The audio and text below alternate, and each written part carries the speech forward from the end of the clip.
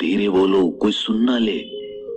ये बात हम सब के कानों में पड़ी होगी और हमारे मुंह से भी निकली होगी, लेकिन सोचने की बात ये है कि ये वाक्य कब कब हमारे मुंह से निकलता है और कब कब हमारे कानों में पड़ता है, क्योंकि ऐसे कम ही गुप्त राज होते हैं जो हम दूसरों के कानों में पड़ने नहीं देना चाहते। अक्सर परिवार में अशांति का कारण हम स्वयं ही होते हैं। हम इस बात को देख पाए भले ना देख पाए, पर ये असल सत्य है, क्योंकि जाने अनजाने मूर्खतावश हम खुद ही अपनी वो बातें दूसरों को बता देते हैं जो हमें कभी नहीं बतानी चाहिए, और वही बातें जो जाने अनजाने हमने किसी दूसरे के सामने बता दी थी, वही हमारे दुख का कारण बन जाता है, वही हमारे झगड़े का कारण बन जाता है। और फिर बाद में हमें पछतावा होता है कि मुझे ये बात किसी को बतानी नहीं चाहिए थी। मेरी ही गलती हुई कि मैंने जाने अनजाने ये बात सभी को बता दी।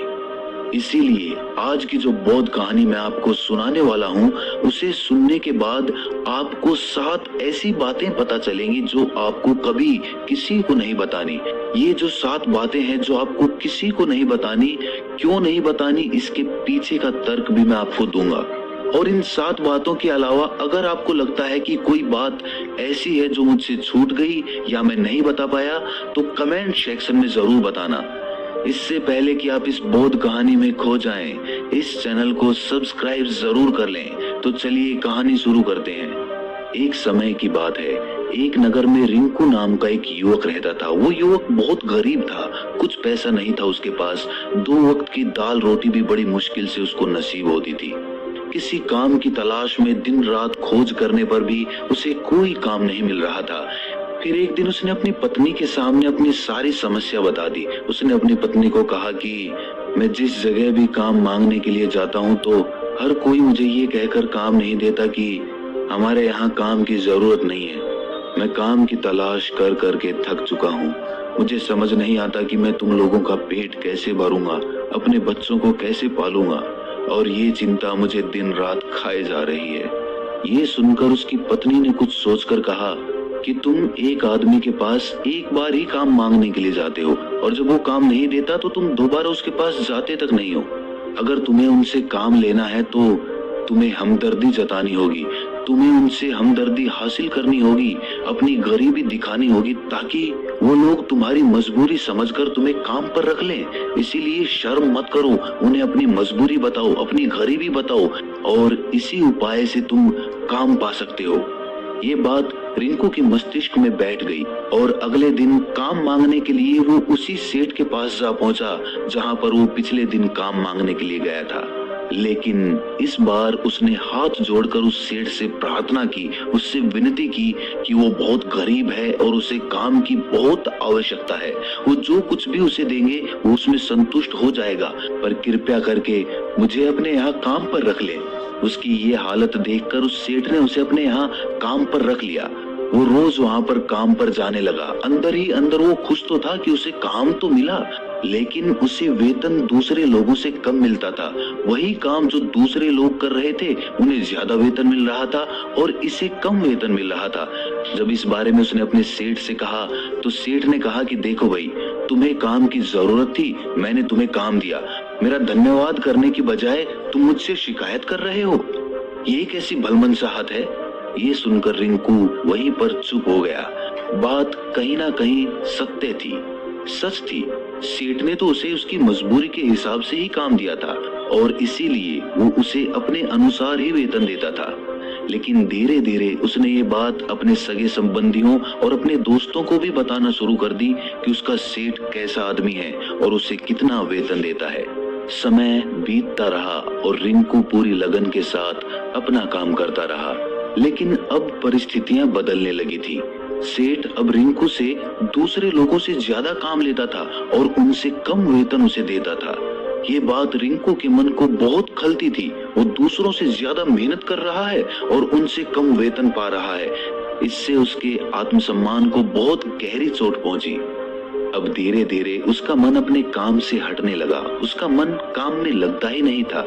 जाहिर सी बात है कि ऐसी जगह किसका मन लगेगा जहां आदमी को अपने आत्मसम्मान के साथ समझौता करना पड़े। इसीलिए जल्द ही उसने अपना काम छोड़ दिया और वो घर पर आकर खाली बैठ गया। अब उसके पास घर का खर्चा चलाने के लिए भी पैसे नहीं बचे थे। इसीलिए उसने अपने सगे संबंधियों और अपने दोस्तों से सहायता मांगनी शुरू की। लेकिन उसके दोस्त उसके सामने तो उसे दया का पात्र समझते थे, उसे दिलासा देते थे, लेकिन पीछे से उसका मजाक उड़ाते थे। वो कहते कि कितना बेवकूफ है, सेठ ने इतना काम लिया और बेचारे को पैसे भी नहीं दिए। अरे हम इसको पैसे दे दें तो ये कल हमारा भी पैसा वापस कर पाएगा? इसकी ऐसी हालत है, काम तो इसके पास कुछ है नहीं, पैसा कहाँ से लाके देगा? और इसी वजह से रिंकू की हालत दिन ब दिन खराब होती जा रही थी। अब वो दिन रात तनाव में रहने लगा था। वही दोस्त, वही सगे संबंधी जो उसके अपने होने का दिखावा करते थे, वो उसे दया का पात्र समझ रहे थे। उन्हें उसके ऊपर तरस आ रहा था। सब लोग आकर उसे ज्ञान तो बहुत देते थे, लेकिन कोई सहायता नहीं करता था। और अक्सर ऐसा ही होता है, ज्ञान देने वाले तो बहुत मिल जाते हैं, लेकिन मदद करने वाले, उंगली पकड़कर, हाथ पकड़कर आगे चलाने वाले कितने लोग मिलते हैं। एक दिन उसे पता चला कि पड़ोस के गांव में एक बौद्ध भिक्षु आया हुआ है जो बहुत ही ज्ञानी है। रिंकू इतना तनाव में था कि उसे कोई रास्ता नजर ही नहीं आ रहा था। इसीलिए जाने अनजाने वो उस बौद्ध भिक्षु के पास पहुंच जाता है। वहां पहुंचकर वो सीधे उनके पैरों में गिरकर रोने लग जाता है। वो रोते रोते उन्हें अपनी सारी परिस्थिति बताता है। उसे बताता है कि किस तरह उसके सेठ ने उसका फायदा उठाया और उसके सगे संबंधी उसके साथ कैसा व्यवहार रखते हैं। सारी बातें सुनकर बौद्ध भिक्षु ने उसे चुप कराते हुए कहा कि भंते, ये सारी समस्याएं तुम्हारी बुद्धिहीनता, तुम्हारी मूर्खता के कारण उत्पन्न हुई है। अगर तुम्हारे अंदर विवेक होता तो इनमें से एक भी समस्या तुम्हारे चित्त को दुखी नहीं कर सकती थी, लेकिन तुमने अपने अविवेक के कारण, अपनी मूर्खता के कारण खुद ही अपने रास्ते में कांटे बिछा दिए। आज मैं तुम्हें 7 बातें बता रहा हूँ जो भूलकर भी किसी को मत बताना, और इन बातों का अनुसरण करते हुए तुम बाहर से मिलने वाले दुखों को तो दूर कर ही सकते हो जो बेवजह दुनिया की वजह से तुम्हारे अंदर पनपते हैं। पहली बात जो किसी को नहीं बतानी चाहिए वो है अपनी मजबूरी। अपनी मजबूरी का दिखावा करके, दूसरों का दया पात्र बनके उनकी सहायता लेने की गलती कभी मत करना। हो सकता है कि आज वो तुम्हारी मजबूरी देखकर तुम्हारी सहायता करते, लेकिन कल वो तुम्हारा फायदा उठाने से भी नहीं चूकेगा, और अगर फायदा भी नहीं उठाया तो दूसरों के सामने तुम्हारा मजाक बनाने में वो आदमी कभी नहीं चूकेगा। इसीलिए कभी भी अपनी मजबूरी का दिखावा मत करो।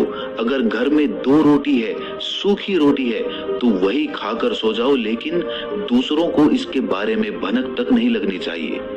जरा आप खुद सोचो, मजबूरी बताने का क्या प्रयोजन होता है एक इंसान का? या तो वो दूसरों से सहानुभूति हासिल करना चाहता है या उनसे कोई आर्थिक मदद चाहता है। लेकिन अगर दोनों ही परिस्थितियां आप देखें तो दूसरा आदमी आपका फायदा उठाने से नहीं चूकेगा, और अगर वो फायदा नहीं भी उठाएगा तो अपनी नजर में तो वो आपको मूर्ख ही समझेगा, बेवकूफ समझेगा, और दूसरों के सामने आपका मजाक तो जरूर बनाएगा। इसीलिए अपनी मजबूरी के बारे में कभी किसी को मत बताना। दूसरी बात जो किसी को भी नहीं बतानी चाहिए वो है अपनी अतीत की गलतियां और भविष्य की रणनीतियां। जरा सोचो कि अगर हम अपने अतीत की गलतियां किसी दूसरे को बताते हैं तो उसका क्या प्रभाव होगा। वो गलतियां ठीक तो नहीं की जा सकती, जाहिर है, तो उन्हें बताने का क्या प्रयोजन रह जाता है। आप अपने अंधेरे पक्ष को खुद दुनिया के सामने बता रहे हो, खुद अपनी गलतियां दूसरों के सामने बता रहे हो। इससे उस आदमी की नजर में आपका एक चरित्र गठित हो जाएगा और वो भविष्य में हमेशा आपको उसी नजरिए से देखेगा। इसीलिए किसी भी आदमी की नजर में अपना चरित्र गठित मत होने दो। और जरा सोचो कि आप व्यर्थ में ही अपने भविष्य की रणनीतियां दूसरों के सामने बता रहे हो। जो लोग आपके काम का हिस्सा ही नहीं हैं, उनके सामने अपनी भविष्य की रणनीतियां, अपनी डींगे हाँकने का क्या फायदा? वो लोग आपकी सहायता तो नहीं करेंगे, लेकिन आपकी भविष्य की रणनीतियों में बाधा जरूर बन सकते हैं। आप खुद अपने विवेक का इस्तेमाल करिए और सोचिए कि आपके साथ भी ऐसा हुआ है कि आपने अपनी भविष्य की रणनीति किसी को बताई हो और वो कामयाब ही ना हुई हो।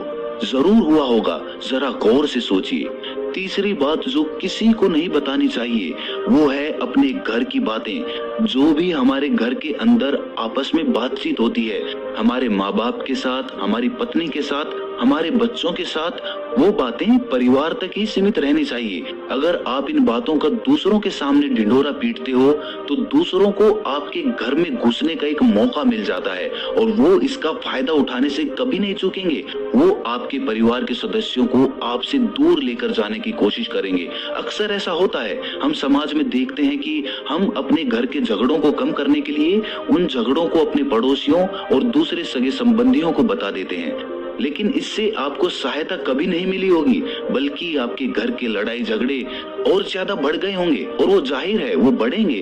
अगर आप अपने माँ बाप की बात दूसरों को बताएंगे तो आपके माँ बाप को बुरा लगेगा ही कि हमारा बेटा हमसे बताए बगैर दूसरों को ये बातें बता रहा है। इसीलिए अपने घर की बातें और अपने घर के लड़ाई झगड़े किसी के सामने मत बताना।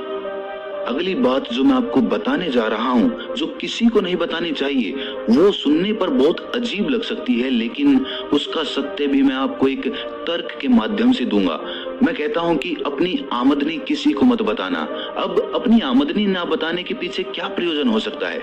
जरा सोचिए कि आप अपनी आमदनी अपने दोस्तों को बता देते हैं, तो जब आपके दोस्तों को जरूरत पड़ेगी तो वो सिर्फ आपको ही याद करेंगे, क्योंकि उनको पता है कि अगर आपकी आमदनी ज्यादा अच्छी है तो आप ही उनकी मदद कर सकते हैं, और इसीलिए ज्यादा लोग आपसे सहायता मांगेंगे। और जब आप उनकी सहायता नहीं करेंगे तो वो सोचेंगे कि इस आदमी के पास पैसे हैं, मेरी सहायता कर सकता है, लेकिन ये सहायता कर नहीं रहा है। और इसीलिए आपकी आमदनी आप दोनों दोस्तों के बीच एक झगड़े का कारण हो सकती है।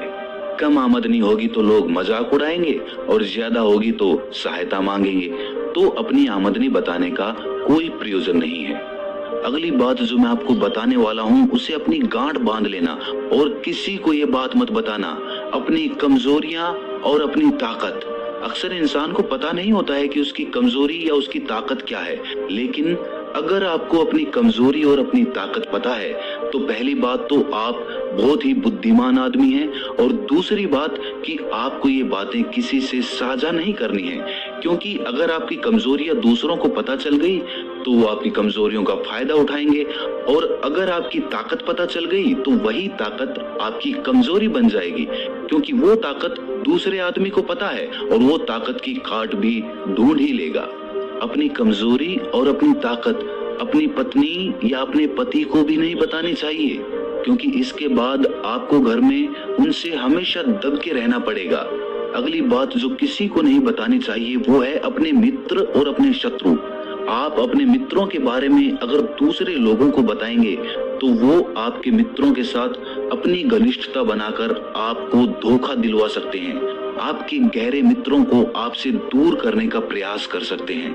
अक्सर आम आदमी ऐसा नहीं करता, लेकिन आपके दुश्मन ऐसा करने की कोशिश कर सकते हैं। और दूसरी तरफ आपके शत्रु का भी किसी को नहीं पता लगना चाहिए, क्योंकि आज जो आपका मित्र है अगर कल वो आपका दुश्मन हो गया तो वो आपके दुश्मन के साथ ही मिलकर आपको परास्त कर सकता है, आपको धोखा दे सकता है। इसीलिए अपने सबसे अच्छे दोस्तों को भी अपने दुश्मन के बारे में कभी मत बताना।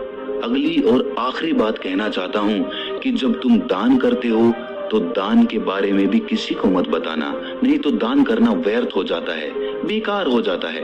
जब आप अपने दान का ढिंढोरा पीटते हो तो आप ये बता रहे हो कि मैं कितना बड़ा दानी पुरुष हूँ, और ये आपके अंदर एक अहंकार निर्मित करेगा। इसीलिए दान गुप्त रूप से किया जाए उतना ही अच्छा होता है, उतना ही फलदायी होता है। जब आपका बायां हाथ दान कर रहा हो तो दाएं हाथ को भी ना पता चले कि बायां हाथ दान कर रहा है। ये 7 बातें जो बौद्ध भिक्षु ने रिंकू को बताई, इनमें संसार के सभी सिद्धांत छिपे हुए हैं। इन बातों का अनुसरण करते हुए आप अपने घर में सुख शांति बना सकते हैं और घर के झगड़े हमेशा के लिए दूर कर सकते हैं। आप इन बातों के बारे में अपने विवेक से भी सोचेंगे तो आपको ये बातें सच मालूम पड़ेंगी। और हमारा कहानी सुनाने का मकसद यही है कि आपका विवेक जागृत हो, आप खुद उन बातों के बारे में सोचें जो हम आपको बता रहे हैं, और अगर हम गलत हैं तो आप कमेंट सेक्शन में वो बात जरूर बताएं जिस पर हम गलत हैं। और इनके अलावा भी अगर आप कुछ जानते हैं तो उन बातों को भी कमेंट सेक्शन में जरूर डालें। तो दोस्तों, कैसी लगी आपको ये कहानी कमेंट सेक्शन में जरूर बताना, और अच्छी लगी तो इस चैनल को सब्सक्राइब जरूर कर लेना। तो मिलते हैं अगली कहानी में, तब तक के लिए अपना ख्याल रखें।